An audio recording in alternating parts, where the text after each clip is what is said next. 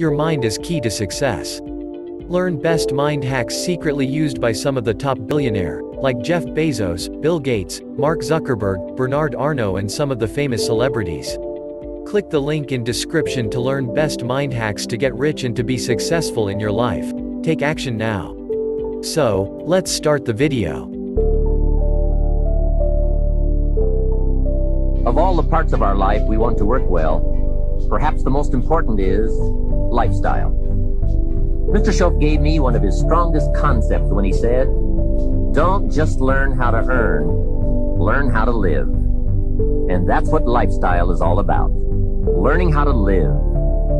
Here's one of the great challenges of life: being happy with what you have while in pursuit of what you want. Now consider this. Some people have plenty of beautiful things filling their days, but they get little happiness from them.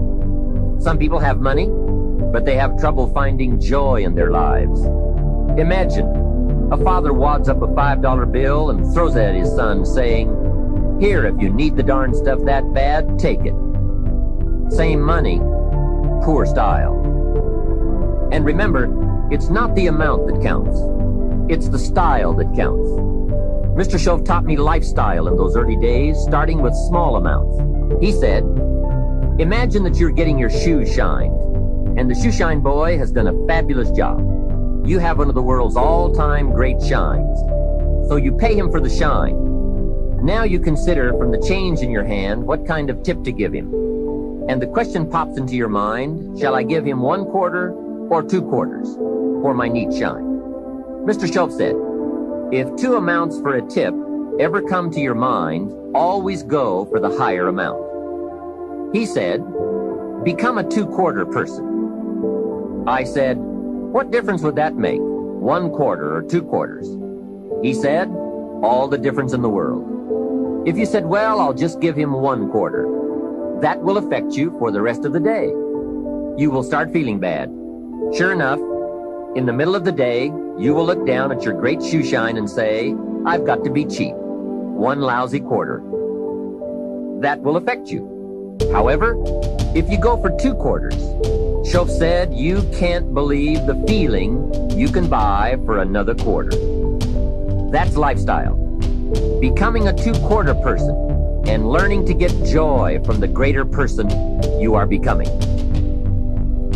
A man came up and introduced himself to me after one of my seminars in Detroit, Michigan. And he said, Mr. Rohn, you got to me tonight. I've decided to change my whole life. I said, fantastic. He said, you will hear about it someday. I said, I don't doubt that. Sure enough, a few months later, I was back in Detroit for another lecture. And the same man walked up and said, Mr. Rohn, do you remember me? I said, I do. You are the man who said he was going to change his life. He said, that's me, and I've got to tell you a story. Here's the story he told me. After the last seminar, he said, I started thinking about ways to begin changing my life. And I decided to start with my family. I have 2 lovely teenage daughters, the best kids anyone could ask for.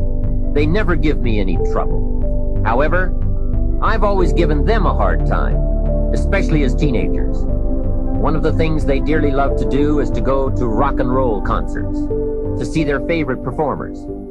Now, I've always given them a hard time on this subject. They would ask to go, and I would say, no, I don't want you to go. The music is too loud. You'll ruin your hearing. And besides, it's the wrong crowd. I would always give them a hard time. Then they would beg, please, Daddy, we want to go. We don't give you any trouble. We're good girls. Please let us go. Well, after they had begged long enough, I would reluctantly throw them the money and say, okay, if you have to go that bad. So that's where I decided to start to make some changes in my life. Then he said, here's what I did. Not long ago, I saw this advertisement that one of my daughter's favorite performers was coming to town. Guess what I did? I went down to the concert hall and bought the tickets myself. Later that day, when I saw my girls, I handed them this envelope and said, daughters of mine, you may not believe this, but inside this envelope are your tickets to the concert that's coming to town. I knew it was one of their favorites. They could not believe it. Then I told them one more thing. I said, begging days are over. Now my girls really couldn't believe it. Finally, I made them promise not to open the envelope till they got to the concert.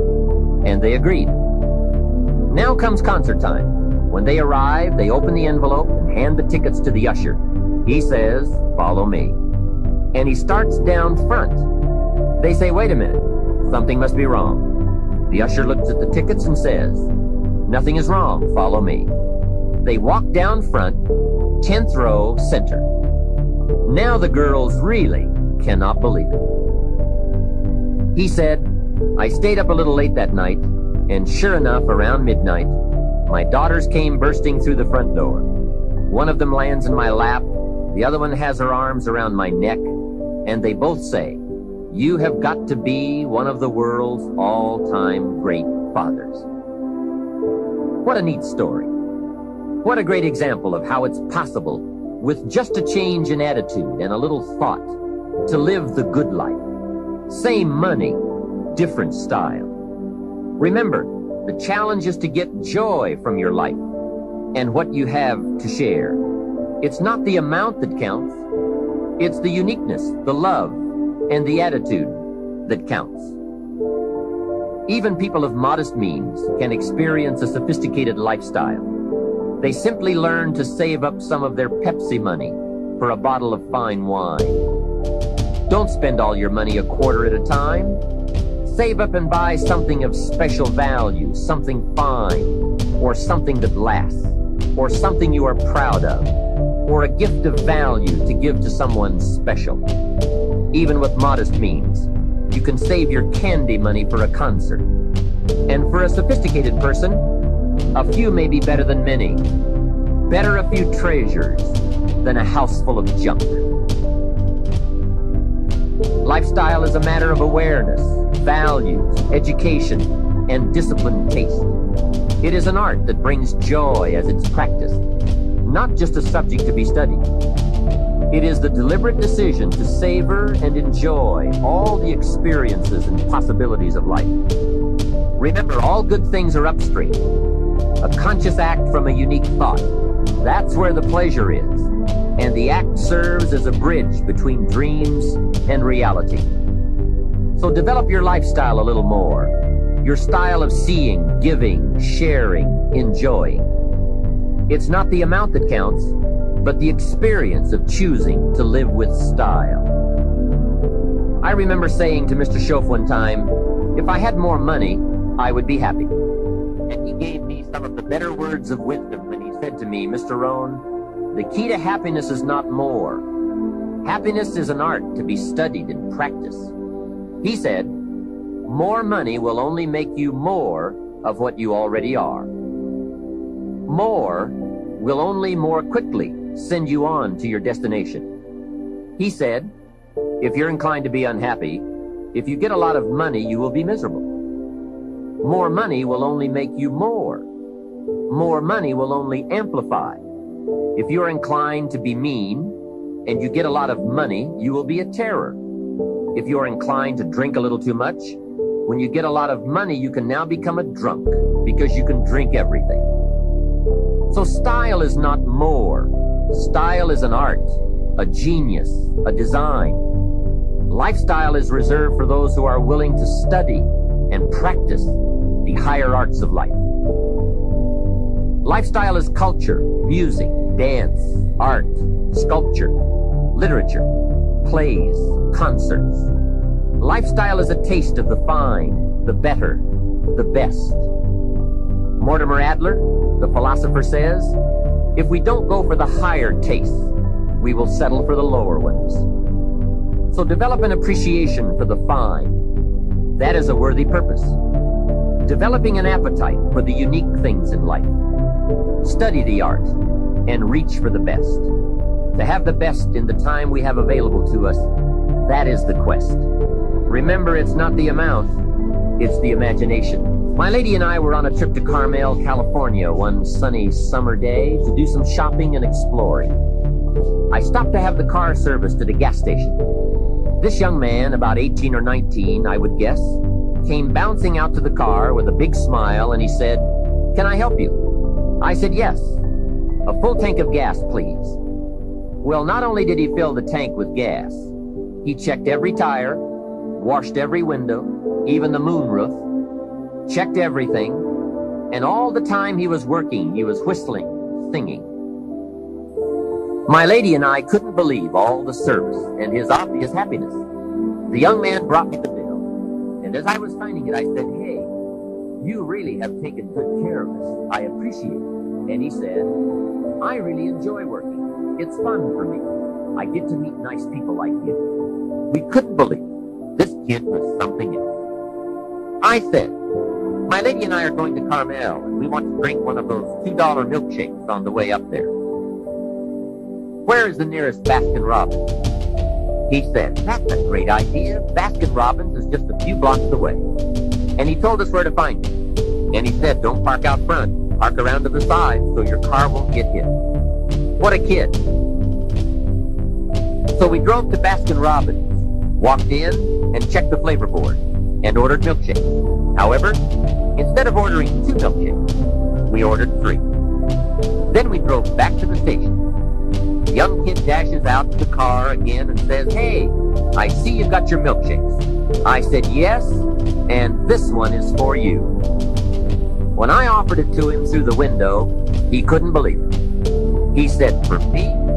I said, "Sure.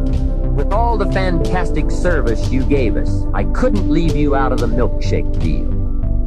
He said, "Wow, no one has ever bought me a milkshake." I said, "That's probably true. Have a nice day." Then I buzzed up the window and we drove away. When I looked in the rearview mirror, there he was, holding that milkshake, a big surprised smile on his face. Now, what did that cost me? Only $2. Hey, I've enjoyed and shared the memory of that experience 100 times. For just $2. Remember, it's not the amount that counts. It's the style. That same day, I guess I was feeling extra creative. When my lady and I got to Carmel, I drove straight to the flower shop. We walked inside, and I said to the florist, "I need a long stem red rose for my lady to carry while we go shopping around Carmel." She was some impressed. The florist said, "Well, we sell them by the dozen." I said, "I don't need a dozen. I just need one." He said, "That'll cost you a couple of dollars for just one." I said, "Wonderful. There's nothing worse than a cheap rose." I selected the rose, handed it to my lady, and said, "Here, carry this while we stroll around town." She was impressed. And the cost? $2. Just $2. A couple of hours later, we were having some refreshments, and my lady looked across the table and said, "Jim, I just thought of something." I said, "What's that?" She said, "I think I'm the only lady in Carmel today carrying a rose." I said, "That's probably true." For $2, can you imagine? $2. Remember, it's not the amount. Hey, just 2 ideas and a total cost of $4 for unique experiences and sweet memories. Just 2 modest examples of how easy it is to put style in your life. Make sure you don't miss out. Don't miss anything you can enjoy. Be sure you live your life in style. Here's something else to think about. Did you ever hear where the expression tip came from? As in tipping the waiter or waitress in a restaurant. Mr. Schoaf taught me that it began as a symbol for the phrase, "to ensure promptness." Now, Schoaf said, if a tip is to ensure promptness, when should you give it? Answer, up front. See, I didn't know that. I said, no, you have lunch, and if you get good service, you leave a good tip. If you get lousy service, no tip. And he said to me, no, Mr. Rohn. Sophisticated people don't take a chance on good service. They ensure good service by giving the money up front. I said, wow, what a way to live. I had never thought of that. So the next time you have someone special to take to lunch, call the waitress over, arm around the shoulders and say, here's $5. Would you take good care of me and my friend? Shoaff said you won't believe what happens. They do what's known as hover. They hover around your table. Without the insurance, you are usually looking around saying, "Where is my waitress? Has she gone on a break?" Same money, different style. One last major point. Life in style is also life in balance. Make sure you pay attention to all the values and dimensions of your life. One is family. If you have someone you care about, there is no value to match that. One person caring for another is life in the best of style and value. Protect it with a vengeance. If a chair gets in the way, I suggest you destroy the chair. It was wisely said so long ago, but is still true for today. There are many treasures, but the greatest of these is love. Better to live in a tent on the beach and have a love affair than to live in a mansion by yourself. Ask me. I know. Family must be cultivated like an enterprise, like a garden. Time and effort and imagination, creativity and genius must be summoned constantly to keep it flourishing and growing. Next is friendship. A priceless value, friendship. Friends are those incredible people who know all about you and still like you. Friends are those people who are coming in when everyone else is leaving. And as someone once suggested, be sure to make the kind of friends on your way up who will take you in on your way down. Life is a bit of both up and down. But with true friends, friends who care regardless of your circumstances, the ups are more automatic and the downs less devastating. Traveling around the world, I have made some unique friends. I've also got some strange friends. One of them is a thief. He steals, but you'd love him. He's really a neat guy, but he really does steal. Now, he's not a big thief. He's just a little thief, but he is a thief. Once in a while, someone reminds me, "Your friend steals." I say, "I know. What can I do?" I talk to him about it. He's just my thieving friend.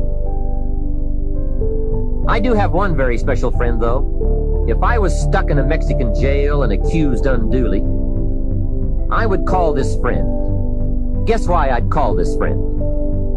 He would come and get me. Now that is a friend. Someone who would come and get you. Guess how much you would spend to get me? Right, as much as it would take. Guess how long you would try to get me out? You're right, as long as it would take. That is a friend, someone who would come and get you. Now, I also have some casual friends who would probably say, "Call me when you get back." I guess we all have some of those friends. But friendship is so vitally important for those in search of the good life. Make sure your friendships get the attention and the effort they deserve. Properly nourished, they will give back to you that priceless treasure of both pleasure and satisfaction called the good life. And remember, the good life is not an amount. The good life is an attitude, an act, an idea, a discovery, a search. The good life comes from lifestyle that is fully developed, regardless of your bank account, so that it provides you with a constant sense of joy in living and fuels the fires of commitment to all of the disciplines and fundamentals that make life worthwhile. What is wealth without character? Industry without art?